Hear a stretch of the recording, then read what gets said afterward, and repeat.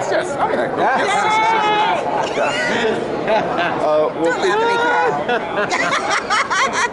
Could you tell me about the significance of a film like Title VII in a time of racial re-understanding, if that makes sense?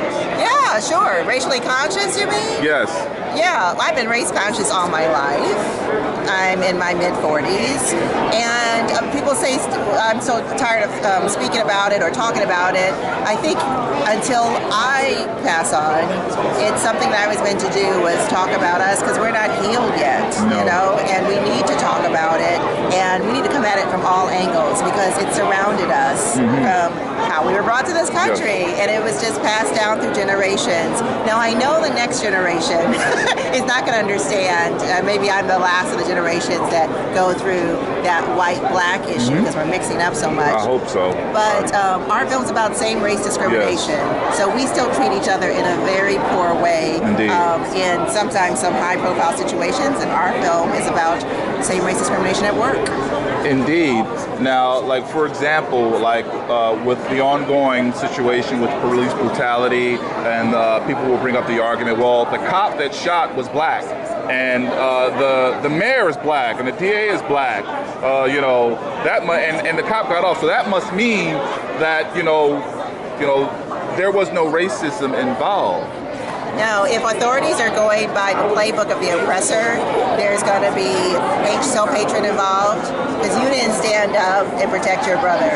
And, you know, that is your blood, that is your brother. And you got to break the rules. Yeah. And if you feel like you can because of a blue wall silence or something else going on inside, then we got to get back to the root of the problem. Yes. The problem is we're not unified in a global manner. I mean, yeah, a lot of us are, but then when it pops up, you're like, did that just happen? Yeah, did that just what happened to me, exactly. and so I'm familiar with it, and I don't want too many other people to be familiar with it.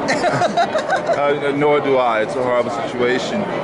Was there any trepidation about, you know, when you read the material and you guys decided you wanted to make the film? You were like, well, is it possible to make such a film? Yes. But what was your trepidation about, and how did you overcome that? The only trepidation was, can we get it done? That's something that people would want to see or be able to see as a feature film. We're getting ready to do a feature film. It was more about the filmmaking, and we shot it in 8 days. The subject matter, I've been doing films about black folks for 16 years. It's my community, and I usually get my films done and out there and people talking about it, a lot of conversation around it. And so I was excited. I felt like it's taboo, and people are going to either see themselves in it, but that's a good thing. And let's do it. Let's talk about it. Let's go. Now, in closing, is there anything I may have neglected to ask you about the film, or any upcoming works that you'd like for my readership to know about? Oh, please visit NicoleFranklin.com. Join our Facebook group, Nicole Films, because I have a lot of films about our community. I like to get the films out there and we talk about them. As you see in Urbanworld, we screen 20 minutes. We can do the same and hold a town hall discussion, or screen the whole film and hold a town hall discussion. I did a film series that's still going on called Little Brother, and that's 10 chapters. Malik Yoba will be directing the next chapter, chapter 6, and we have celebrity directors lined up for the final chapters.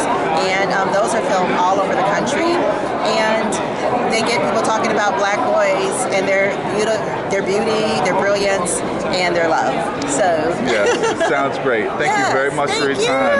Thanks for being in the group. Yes. Hugs. Yes. Thank Have you. fun.